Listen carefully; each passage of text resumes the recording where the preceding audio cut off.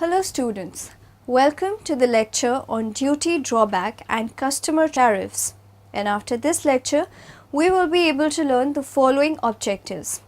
Explain the duty drawback, describe the duty entitlement passbook scheme DEPB, define duty free replenishment certificate.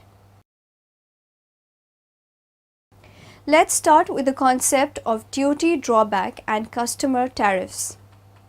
Duty drawback schemes, which typically involve a combination of duty rebates and exemptions, are a feature of many countries' trade regimes. They are used in highly protected developing economies as means of providing exporters with imported inputs at world prices and thus increasing their competitiveness while maintaining the protection on the rest of the economy. Duty drawback programs have been used with varied degrees of success. While in many countries, duty drawbacks have not been implemented successfully, largely due to administrative weaknesses. In others, these schemes have been very effective in opening up export-oriented sectors by overriding existing protection.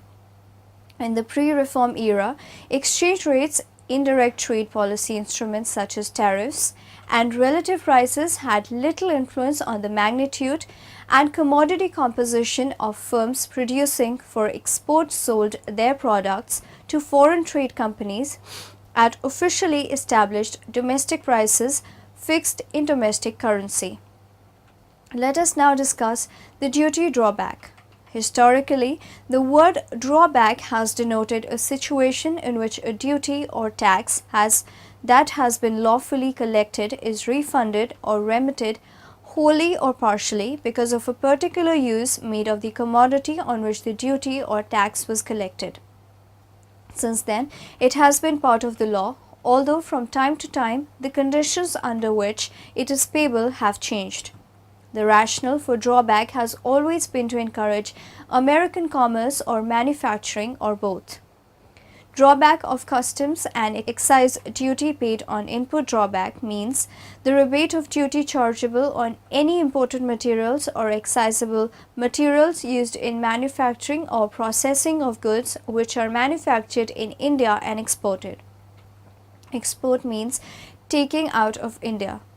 Supply of stores for use in vessel or aircraft proceeding to foreign port is also covered since it is treated as export as per Section 89 of Customs Act. Duty drawback is equal to customs duty paid on imported inputs including SAD+. Excise duty paid on indigenous inputs. Duty paid on packing material is also eligible. Type of drawback rates. The rates are periodically revised, normally on 1st June every year. Data from industry is collected for this purpose. The types of rates are all industry rate. This rate is fixed under Rule 3 of drawback rules by considering average quantity and value of each class of inputs imported or manufactured in India. Average amount of duties paid is considered. These rates are fixed for broad categories of products. The rates include drawback on packing materials.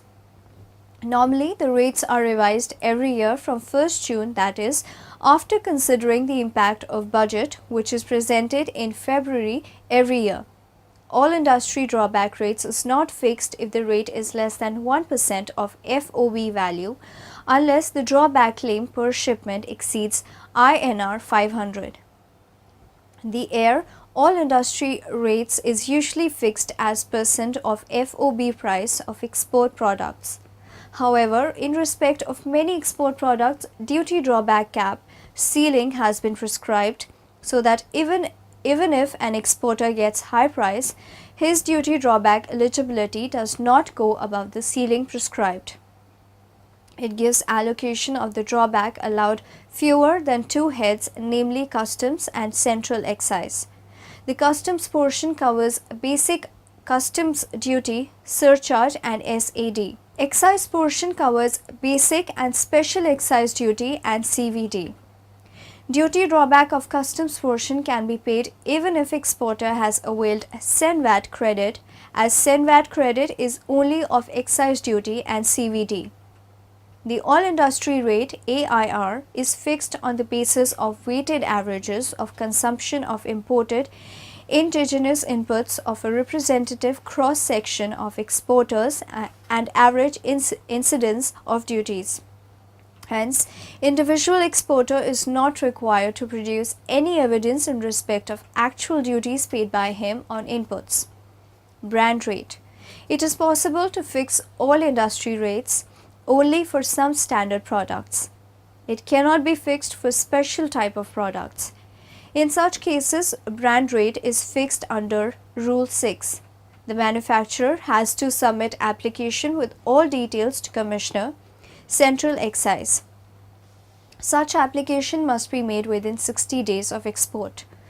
This period can be extended by central government by further 30 days. Further extension can be granted even up to 1 year if delay was due to abnormal situations as explained. Special brand rate. All industry rate is fixed on average basis. Thus, a particular manufacturer may find that the actual duty paid on inputs is higher than all industry rate fixed for his product. In such case, he can apply under Rule 7 of Drawback Rules for fixation of special brand rate within 30 days from export. Section 74 Drawback. In case of goods which were earlier imported on payment of duty and are later sought to be exported within a specified period, customs duty paid at the time of import of the goods, with certain cuts, can be claimed as duty drawback at the time of export of such goods. Such duty drawback is granted in terms of Section 74 of the Customs Act 1962 read with Re-Export of Imported Goods Rules 1995. For this purpose, the identity of export goods is cross-verified with the particulars furnished at the time of import of such goods. Where the goods are not put into use after import, 98% of duty drawback is admissible under Section 74 of the Customs Act 1962. In cases the goods have been put into use after import, duty drawback is granted on a sliding scale basis depending upon the extent of use of the goods. No duty drawback is available if the goods are exported 18 months after import. Application for duty drawback is required to be made within 3 months from the date of export of goods, which can be extended up to 12 months subject to conditions and payment of requisite fee as provided in the Drawback Rules 1995. Procedure for claiming duty drawback.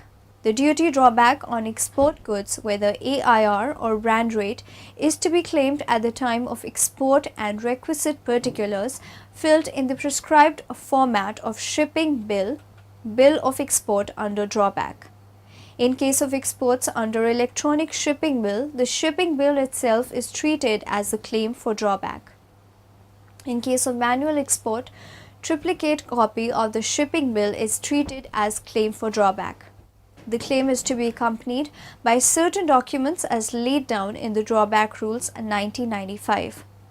If the requisite documents are not furnished or there is any deficiency, the claim may be returned for furnishing requisite information documents. The export shipment, however, will not be stopped for this reason. Import procedure.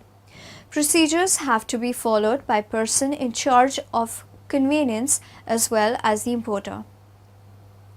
Procedure to be followed by the carrier. The person in charge of conveyance, carrier of goods, has to follow prescribed procedure. Arrival at customs port airport, only Section 29 provides that person in charge of a vessel or an aircraft entering India shall call or land at customs port or customs airport only. It can land at other places only if compelled by accident, stress of weather or other unavoidable cause. In such case, he should report to nearest police station or customs officer. While arriving by land route, the vehicle should come by approved route to land customs station only. Import manifest report person in charge of vessel aircraft or vehicle has to submit import manifest report. In case of a vessel or aircraft, it is called import manifest, while in case of vehicle, it is called import report. The import manifest in case of vessel or aircraft is required to be submitted prior to arrival of a vessel or aircraft. Import report in case of vehicle has to be submitted within 12 hours of arrival at the customs station.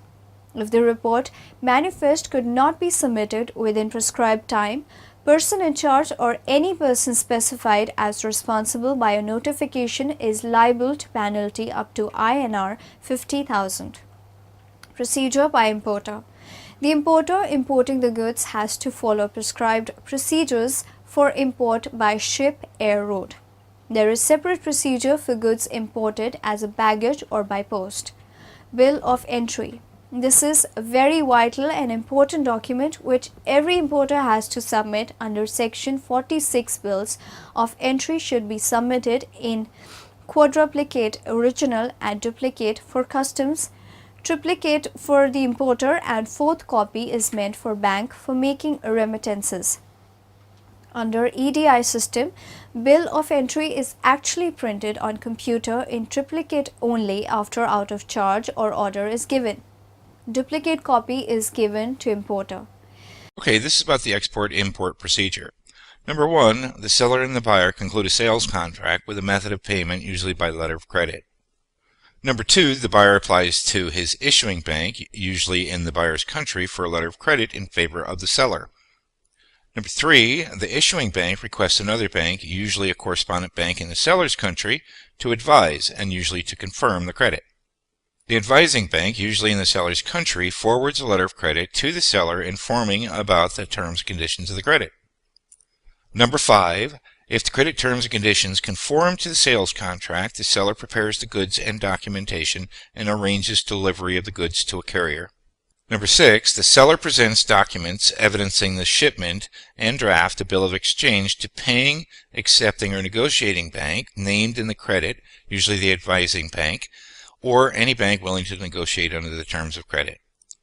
Number 7, the bank examines the documents and draft for compliance with the credit terms. If complied with, the bank will pay, accept, or negotiate. 8, the advising bank sends the documents and the draft to the issuing bank. Number 9, the bank examines the documents and the draft for compliance with the credit terms. If complied with, the seller's draft is honored. Number 10, the documents are released to the buyer after payment or on other terms agreed between the bank and the buyer. Number 11, the buyer surrenders a bill of lading to the carrier in exchange for the goods. Types of bill of entry. Bills of entry should be one of the 3 types. Out of these, 2 types are for clearance from customs, while third is for clearance from warehouse. Bill of entry for home consumption. This form, called bill of entry for home consumption, is used when the imported goods are to be cleared on payment of full duty. Home consumption means used within India. It is white colored and hence often called white bill of entry. Bill of entry for warehousing. If the imported goods are not required immediately, importer may like to store the goods in a warehouse without payment of duty under a bond and then clear from. Drawback claim procedure. Exporter shall endorse on the shipping bill the description, quantity, and other details to decide whether goods are eligible for duty drawback. He should submit 1 extra copy of shipping bill for drawback purposes. Copy of invoice should be submitted. Declaration by exporter. A declaration should be made. Rule 12(1)(a), second of duty drawback rules, on shipping bill or bill of export that claim of drawback is being made and that duties of customs and excise have been paid on materials, containers, and packing materials, and that no separate claim for rebate of duty will be made. Duty drawback on re-export. Section 74 of Customs Act 1962 provide for drawback if the goods are re-exported as such or after use. This may happen in cases like import for exhibitions, goods rejected or wrong shipment, etc. The re-exported goods should be identifiable as having been imported and should be re-exported within 2 years from date of payment of duty when they were imported. This period of 2 years can be extended by CBE and sufficient cause being shown.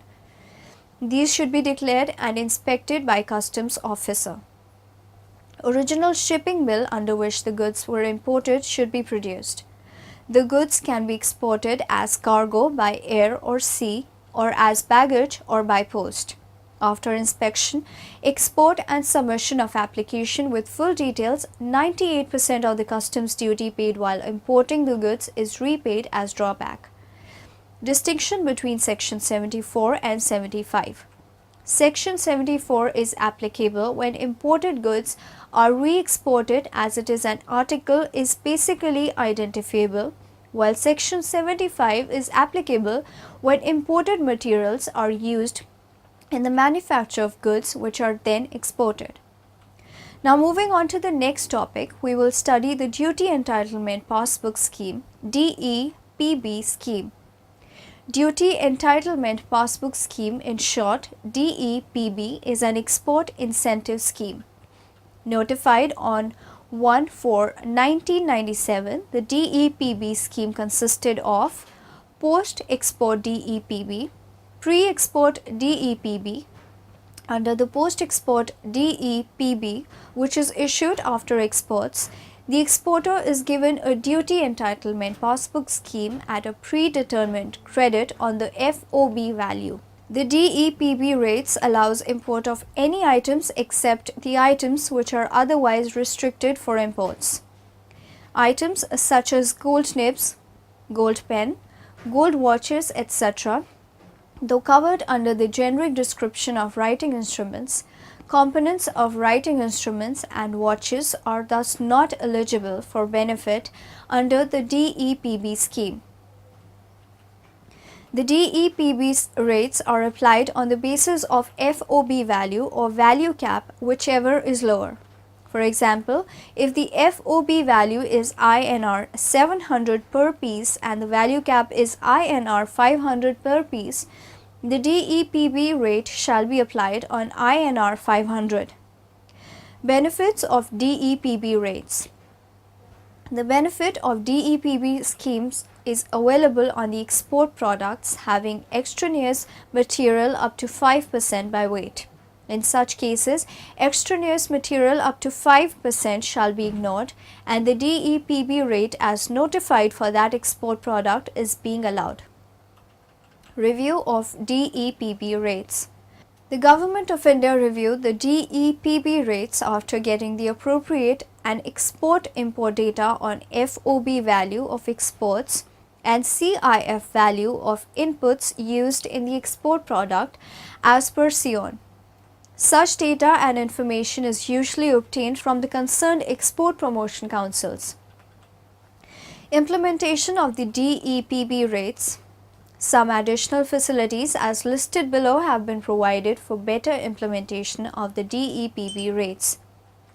The DEPB rates are rationalized to account for the changes in customs duties.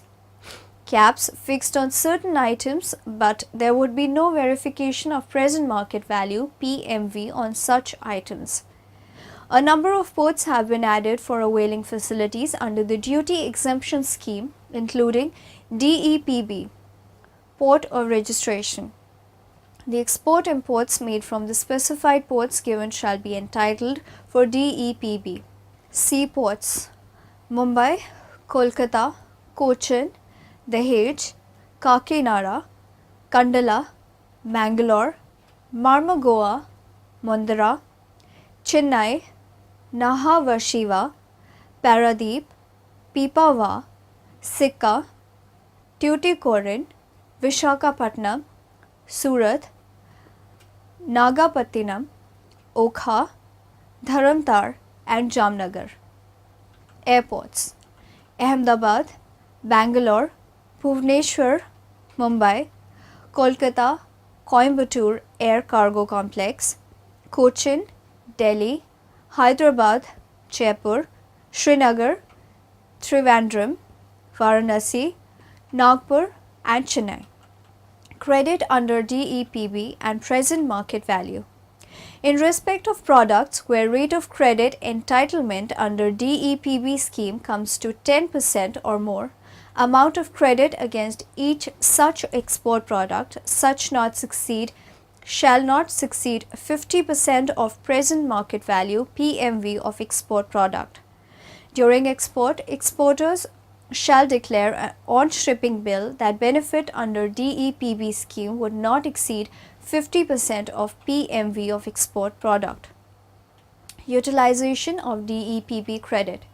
Credit given under DEPB schemes is utilized for payment of Indian customs duty including capital goods, which are free to import. Re-export of goods imported under DEPB scheme.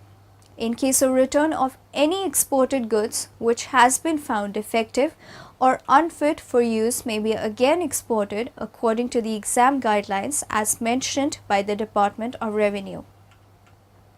In such cases, 98% of the credit amount debited against DEPB for the export of such goods is generated by the concerned Commissioner of Customs in the form of a certificate containing the amount generated and the details of the original DEPB. On the basis of certificate, a fresh DEPB is issued by the concerned DGFT regional authority. It is important to note that the issued DEPB have the same port of registration and shall be valid for a period equivalent to the balance period available on the date of import of such defective unfit goods. Limit on credit based on PMV.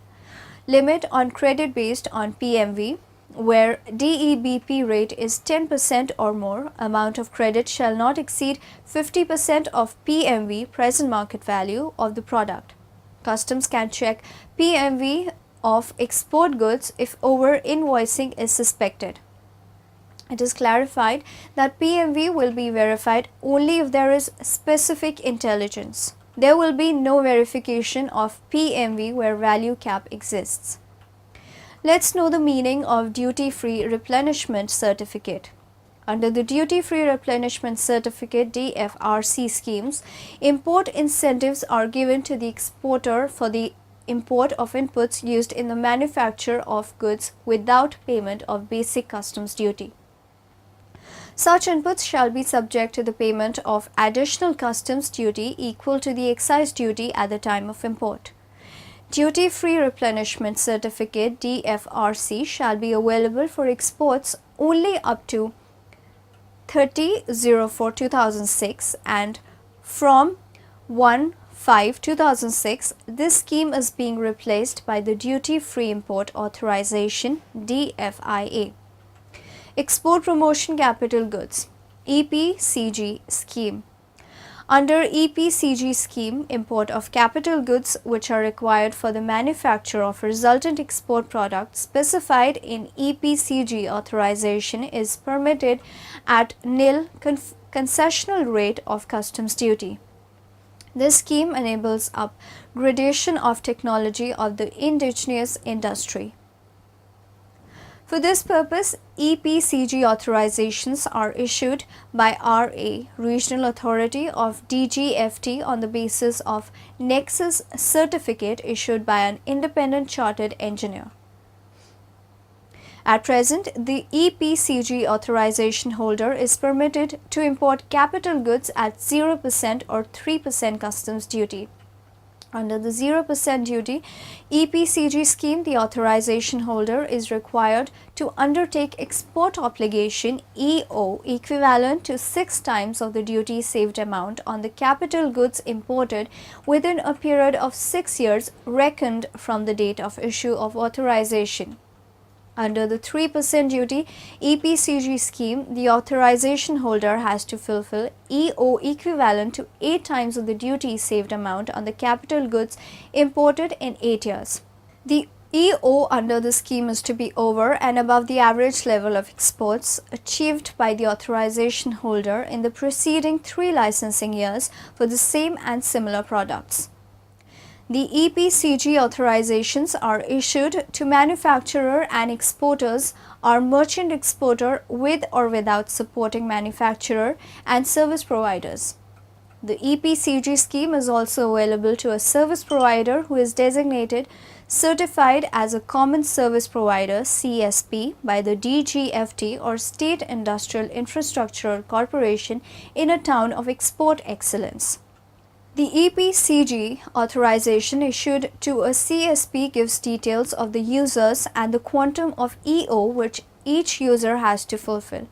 The ESP has, as well as the specific users, are under an obligation to fulfill the export obligation under the scheme. The EPCG authorization specifies the value, quantity of resultant export product to be exported against it. In the case of manufacturer, merchant, service exporters such as EO is required to be fulfilled by exporting goods manufactured or capable of being manufactured or services rendered by the use of capital goods imported under the scheme. Up to 50% of the EO may also be fulfilled by export of other goods manufactured or services provided by the importer or his group company or managed hotel which has the EPCG authorization, subject to the condition that in such cases additional EO imposed shall be over and above the average exports achieved by the importer or his group company or managed hotel in preceding 3 years for both the original and the substitute product services. In order to ensure fulfillment of specified EO as also to secure interest of revenue, the EPCG authorization holder is required to file bond with or without bank guarantee with the customs prior to commencement of import of capital goods. Bank guarantee equal to 100% of the differential duty in case of merchant exporters and 25% in case of manufacturer exporters is required to be submitted except in case of a few exempted categories. Now in the end, let us summarize what we have learnt in this lecture. Drawback is available not only on manufacture but also on processing and job work, where goods may not change its identity and no manufacture has taken place. The customs portion covers basic customs duty, surcharge and SAD. Industry rate AIR is fixed on the basis of weighted averages of consumption of imported indigenous inputs of a representative cross-section of exporters and average incidence of duties.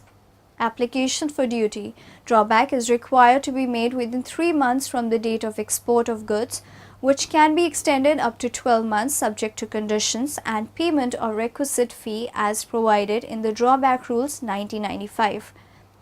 Drawback means the rebate of duty chargeable on any imported materials or excisable materials used in manufacture or processing of goods which are manufactured in India and exported. It is important to note that the issued DEBP have the same port of registration and shall be valid for a period equivalent to the balance period available on the date of import of such defective, unfit goods.